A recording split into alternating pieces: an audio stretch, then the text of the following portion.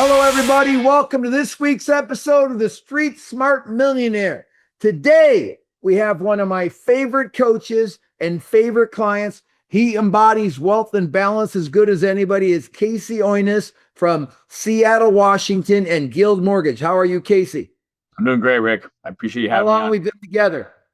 We have been together for 13 years. 13 years. And you are how old? I'm 42. 42. So you hired me when you were 29 years old. How big were you when you hired me?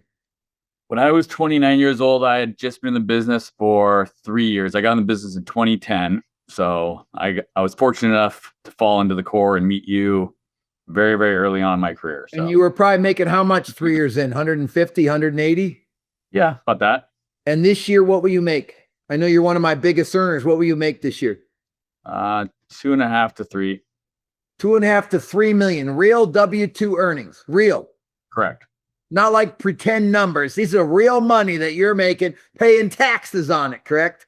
Unfortunately, the tax part, yeah. Wow. So when I look at wealth, I look at three things. I look at your income, I look at your real estate, and I look at your stock market. You agree that's what we look at in wealth in our program? 100%. So why does income matter so much? Well, it gives us the opportunity to be able to save and invest, and 20% of 2 million is better than 20% of 1 million, better than 20. So the more you make, the more the 20% you save will what? Continue to compound and grow. You know, I spoke at the University of Michigan football team about 3 months ago, and I went to the game a couple weeks ago, and I was on the field and I was in the locker room, and 3 guys said, "Hey, you're that save 20% and blow the rest guy." Is that what I want to be known for? No. Yes, it is. Why not? You don't mind the blow the rest of it part? No, I want you to save 20% and blow the rest. Isn't that your philosophy? Yeah. Do you save more than 20% or right around 20%? Maybe a little more than 20%, and depending on the year. Just so you know, for 39 years, I've saved 20% of my income every month for 39 years. Do you think anybody else can say that? No. And that makes me probably one of the most what? Wealthiest guys I know, for sure. I know, and I'm not that smart. You agree? Well, you're a pretty smart guy. I don't know. I keep it pretty simple. What makes me pretty smart? You're very simple. You keep it, dialed in, consistent. So you're a lender in Seattle. You work at a really good company. You work at one of the top 5 companies in America. You're really good loan rep. You close how many families a month? How many families a month do you help? We're on average between 20 to 30. On a bad 20 to 40 closings a month. 30. You have a team that helps you. How big is your team? 8 people on the team right now. You have 8 people on the team to take care of, say, 24 clients, correct? Maybe closer to 30. Okay. Average, though, is probably right at 24 or 26. Yeah, correct. Cool. So I know you guys always love the big months and you multiply that out, but there's an average going on. Okay. So listen, so you have 8 people taking care of you. You deal primarily with realtors. Is that your business source? 60% of our business is realtor based. About 25 is database. And then 15 or so is kind of Spear, VIP. People you know in town. Very good. So how many realtors do you deal with?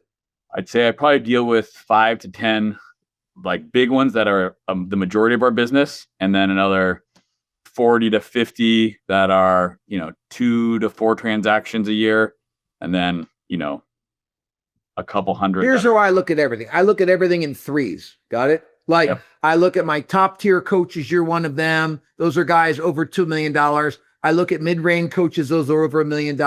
Then I look at people that want to be coaches that are getting to $1 million. And so I have trainees. I have my mid-range guys and my rock stars. Like my rock stars are you, Julie Shudo. Those are my foremen. Those are my Reagan McKinney. Those are rock star coaches. You agree? Right. They're all over $2 million a year. Anybody you can coach. You agree? You can coach any lender. Yeah. So that's kind of like now, you have a branch as well. How many people are in your total branch employment? 51 right now. So you have 51 employees. That's a lot. So not only do you have sales skills, you have coaching skills working for me. You got to have some management skills and some leadership skills, right? Correct. What does the salesman have to do? The salesman's got to be in front of the lead, talking to the client, communicating to the agents. I agree. Talk to the clients, talk to the borrower, get the deal in the box. You agree? Yep, 100%.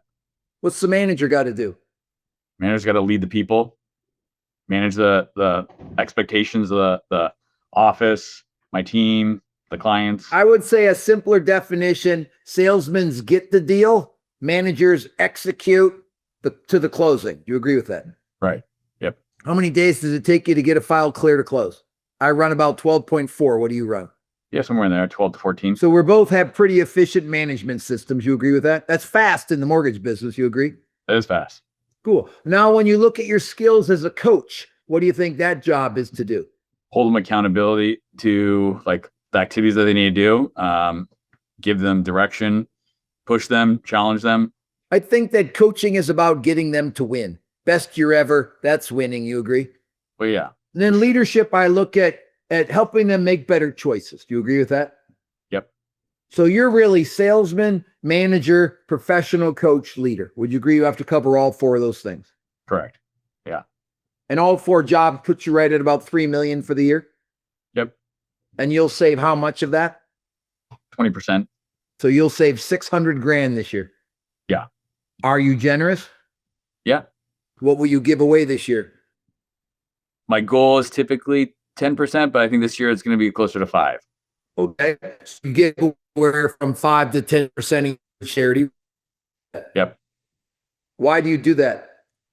Give back and be appreciative and grateful for all that God's blessed me with. And that, I think the core has given me a lot of the tools and the structure. Well, does it help you with your wealth and balance? Yeah, 100%. I mean, the more how does giving away money help you be more wealthy? I don't know. It just happens that I feel like the more I've given away, the more that I've gone back in return. I agree. It's like if you were Eastern philosophy, it would be karma. What you give, you get. With in a Christian world, your tithing gets rewarded with health and wealth and balance. He talks about, you can't outgive God. And so I think any faith talks about being generous. Do you agree with that? Yeah. I used to not believe that, but then I think once I did it a couple times, I was like surprised that, oh my God, look how much more has come back to me. So. Well, I've been your coach for 12 years, and I think you're basically a wonderful young person that does some horrible worldly things. And as you be more godly, what will happen? You'll do less worldly things. Worldly things are rudeness, greed, power crazy, swearing. And I think you're either worldly or godly. Do you agree with that? Yeah. And godly is hard work, integrity, character, honesty, kindness, patience. I think me and you are working from being worldly to godly. Do you agree with that? Yeah, of course. And we're working from being greedy to wealthy. What's the difference? Greedy is you just want more and more and more. And wealthy is you're building something, right? Like I agree. Building a legacy. Close. Greedy people want more. Wealthy people want to get better. You were close. You agree you were close. Close. Building something better. What are wealthy people doing? Building something better. And I think you're on that journey. I'm on that journey. Do you agree we're both helping each other be on that journey? Yeah, 100%. So what do you do that makes the realtors refer you? Well, one, we help them generate more leads, by taking care of their clients, nurturing their clients, doing a good job. Obviously, we have to execute from a contract to close standpoint. Otherwise, they're not going to refer us at all. But I also like to build a relationship with my agents and figure out how can I help them build their business depending on whatever their goals are.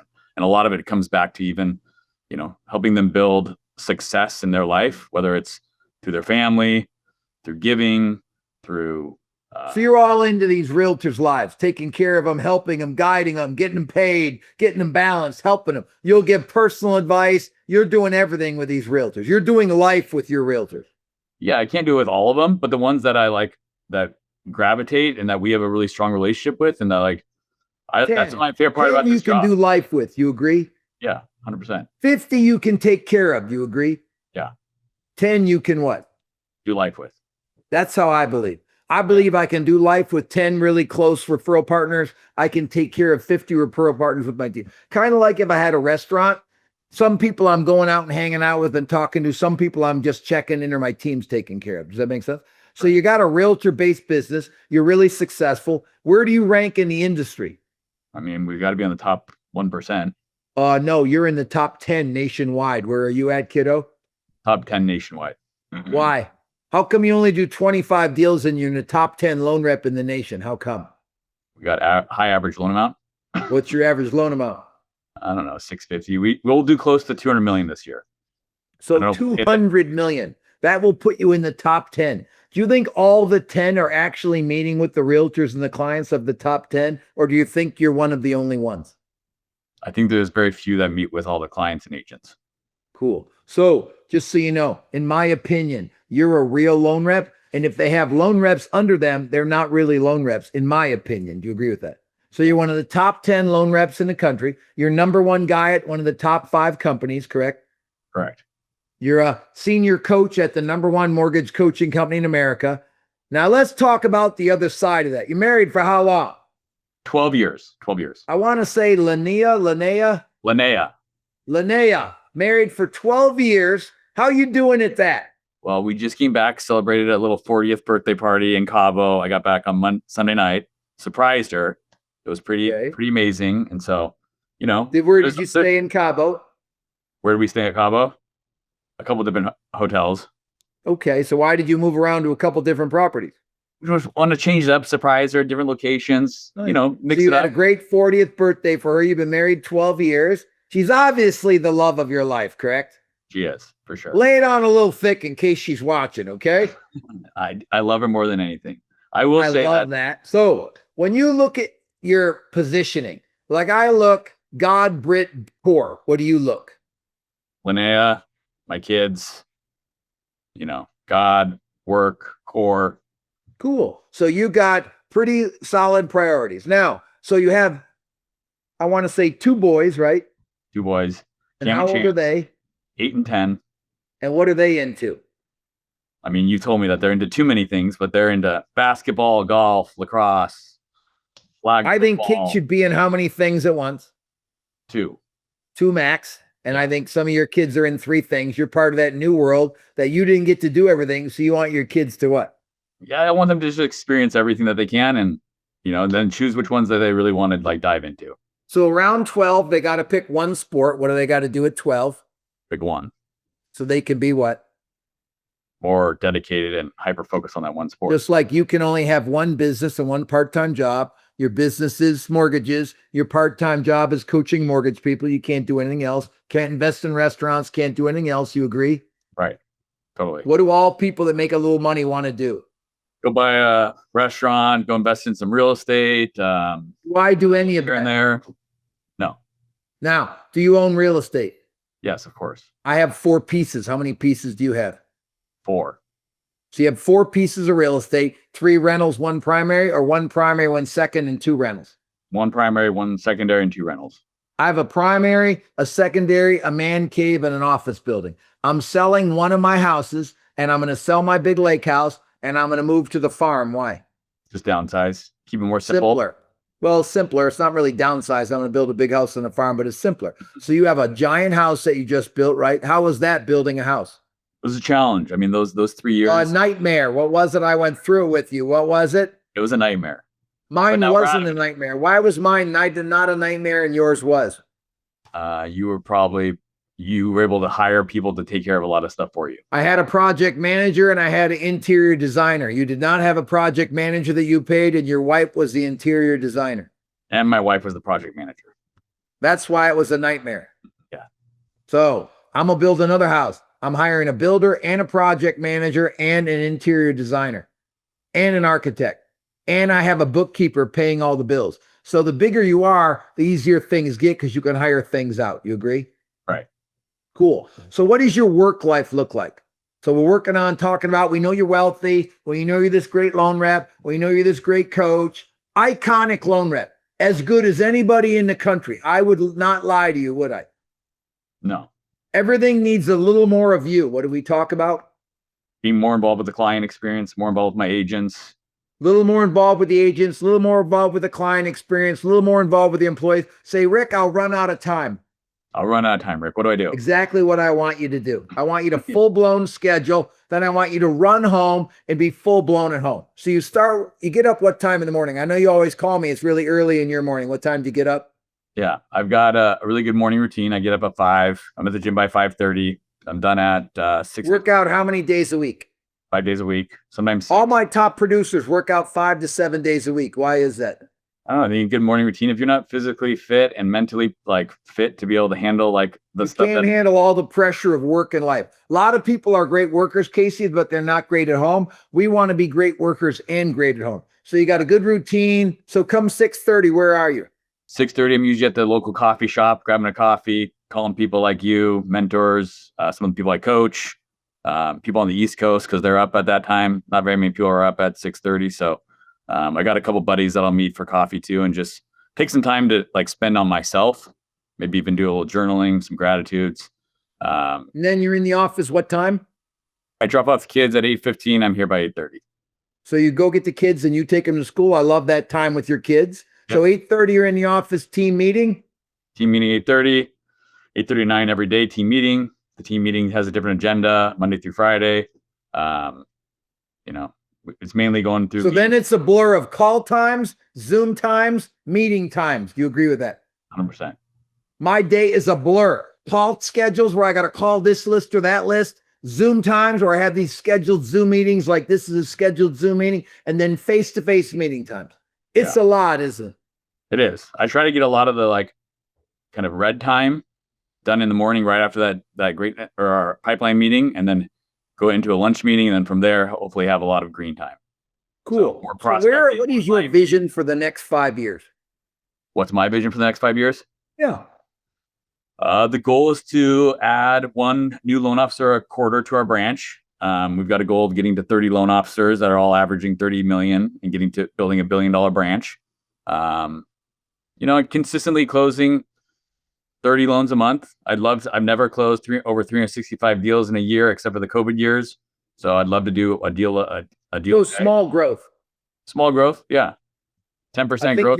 I think one of the biggest problem big producers have is they're great and their vision is way high. Like for me, my vision is at 400 clients. Right now I got 345. My vision is at 40 loan reps. Right now I have 38. So my visions are what? Yeah, tempered down. I mean, you're growing consistently though. So my visions are taking better care of people. I will always raise my revenue prices or raise my price for coaching, take better care of people, create more millionaires. I'd like to create 1,000, 1,200 millionaires by the time I'm done. But I think that for me, balance, simplicity, maintaining wealth. So for me, where does most of my wealth come from now? Your current investments. Stock market. Where does most of your wealth come from? Stock market, real estate, or your income? Right now for me? Yes. My income and potentially real estate. Cool. So how much do you make from your real estate a year between appreciation and cash flow? I know it's hard to answer because we just built that house, but that was a large piece of growth. So you have how much in total real estate value in your 4 pieces? 25. So you have 25 million and I have 30 million in real estate value. So we're neck and neck, correct? Well, I guess I have loans on all that too. No. Mine's all free and clear. Yours is all leverage. Yes, mine's all leverage. Yeah. Now, someday it will all be like mine. It will be what? Paid for, free and clear. Yes. So the big dream is to have a lot of real estate. The better dream is to have it all free and clear. You agree with that? Right. Now, you're in 2 things. You're in reducing overhead and accumulating wealth. So you're reducing overhead to accumulate more wealth. So half of all your money should go towards debt reduction. Half of your money should go to the stock market. Is that how you do it? I'm putting everything in the stock market right now. You said when I hit 50, then I can start reducing my debt. Cool. I love that plan. I love that you take direction well and you follow most of your direction. You agree? Most of it. Cool. You do. You're a very good student. You're one of my favorite students. I think you're as charming as anybody I've ever known. So for those of you out there, you cannot beat a charming person. Now, a charming, organized expert is what, Casey? Blow it up. Impossible to beat. What are people like you and Julie and Kyle? Possible to beat. You have good teams. You're an expert. You're very charming. You care about people. So you 3 in Seattle, unbeatable. You agree? Yeah. I wouldn't know if I was a realtor or a borrower who I would go with, you, Kyle, or Julie. You're all spectacular. You're all 3 of my best loan reps. You're all in the same market. Do you compete with them? No. I mean, it's a big market. Julie's on the other side of Seattle. Kyle's further south. I agree. So there's lots of room for everybody to make lots of money, isn't there? Yeah, totally. Cool. Now, you're all 3 about max. Do you agree? Max? Yeah, you're all in that 25 to 30 loans a month range. Oh, yeah.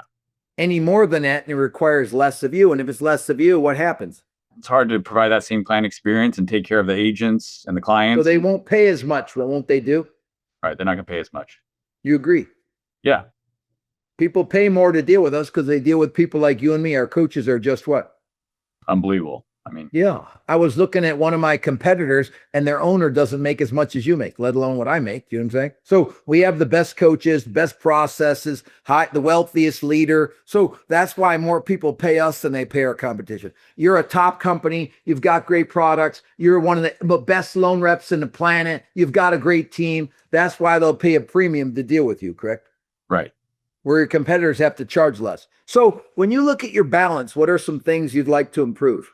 Being more present with like my kids and my wife sometimes, you're racing around and you come home and you're still thinking a little bit about that last conversation with the agent or the client. And so trying to be better about that. I think it's something that I have a lot of people that come to me and they're not present when they're home. How do you fix that? I think being really, really purposeful about taking the time to like have a date night. Like I told my kids today, hey, I'm going to come home at 4:30. They've got a lacrosse tournament on Saturday. I'm like, we're going to go to the field and we're going to go play some lacrosse for 30 minutes while the sun's still out. And so blocking off that time to separate it where I don't have those other distractions. Well, hear what I tell you. I look at I coach big people for a living and I find that you do so well at work and you're so balanced at home. I'm really proud of you. And I just see for me, 5 minutes transition is what I need. From the time I'm working till home, I have to have 5 minutes that says, okay, now you're home. Be a great husband. Be a great pet owner because my kids are grown. So it's about my wife and the pet. So be a great husband. Be a great pet owner. Make it about her. Take care. Do you tell yourself, do you have that talk before you go in the house? Yeah, sometimes. Sometimes Probably not as well as I do. You agree? No, I could do So a better listen, job. I have always been a greedy pig. Now my greed looks like I want it all. I want to have a really good business. I want to take great care of people. I want to honor God. I want to honor Brit. I want to take great care of the people that are in my life. So you've got to be more focused on being more present in the moment. Does that make sense? But as far as your business, wow, your coaching skills, wow, your balance, you do a great job. What are some things you're afraid of? To be honest, probably sometimes thinking I'm going to lose it all, Cool. So you still had fear of losing it all? I mean, Just so you know, I had that till about 5 years ago. What changed? Your bank balance went up really big. I don't know. Well, my bank balance went up so high, I probably couldn't lose it all if I wanted to. Does that make sense? And I also have faith that I'm doing the right things. Like I work hard every day. I try to do the right thing with most of my life. I stay away from the big three. What are the big three? I don't know. Drugs, alcohol, and women. Oh, yeah. So I try to stay away from those things. Why? Nothing good can come from that. Yeah. So I try to stay focused on work, God, family, business, reputation, things I work on. I notice a lot of people do really well and they're not very fun people. Why is that? I don't know. Maybe they don't have their priorities straight. I think that's a true point. So you're still afraid of losing it all. What stresses you out? I mean, not much right now. I mean, I think kid stuff, but I feel really comfortable where we're at in our business. I mean, I know I've been through some ups and downs over the last couple of years. And at one point, the business was definitely stressing me out and overhead and, trying to grow too quick. And I think that's something that I've really taken to heart this last couple of years is just have really solid, consistent growth just to get better in our finances. As a husband, I want to grow 5 or 10% a year. What do you want to do? Yeah, 5 to 10% a year would be great. 10%. Cool. So why would a lender or realtor hire us? You've been with me for 12 years. You've been on my payroll as a coach for about 7 years, correct? Yeah. So you had 5 years, you paid me 40 grand a year. Now for 7 years, I've paid you. Why should somebody come with us? So I was looking at my my business plans going all the way back to 2012, all the way to here, and looking at that incremental growth. And I think the biggest thing that when I first hired the core was helping me build a team. I was new, I didn't know what I was doing. I hired just the first person that came through as an interview, didn't have any systems and processes in place, job duties. How are they going to help me leverage my time better? And so I think the biggest thing that the core does is give us a lot of that team structure, but then also taking to that next level with accountability and who to be going after for what and how you can grow your business. I think we cut a lot of the waste out of their life. Do you agree? Don't do that. Do this instead. This is a better process. So I think leading by example is very important. I think that's what we do well. When you look at your business, what would you tell somebody young in the mortgage business right now? What are some things that you'd like to tell them? I think find a coach, find somebody who can help hold you accountable to what you want to get to. I think a lot of times your business coach can help you see the extra opportunity that you might not see in yourself. And so I think that you did that for me and helped me every year go 20%, 20%, 20% year over year over year. And you do that for 10 plus years, then you get pretty massive, you know? So my final question for you, I've had about 8 mentors. Everyone has done a different thing in my life. Who have been 2 or 3 of your mentors, and what one thing have they taught you? I mean, you're definitely one of my top mentors. You know, what have I taught you? You taught me a lot with my finances. I will tell you that, and to have like good balance. But I think you are constantly challenging me to get better in all areas of my life, and specifically when it comes to my finances. I wish that I listened to you earlier on in my life and didn't make some of the mistakes I made. But I know that sometimes you can learn from my mistakes. Sometimes you have to learn from your own mistakes. Do you agree with that? Right. Sometimes, even if I tell you exactly what's going to happen if you do this, sometimes, not a lot, occasionally you have to do it anyway. What has to happen occasionally? You got to do it your own way. And you got to learn from your mistakes. You agree?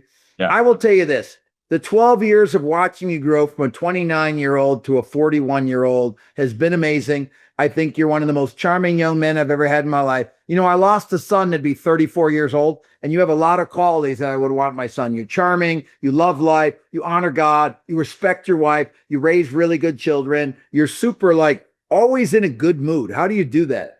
I don't know, but I really, really appreciate that. Like, you've changed my life entirely. You've changed my kids' lives, my wife's life. So I can't thank you and the core enough for like everything you've given to me and like help push me. Your outlook on life is always positive. Where does that come from? Were you taught that, or did somebody in your life have that, or where did you get that positive outlook? I don't know. I have this little sticky note. It says hope, having only positive expectations.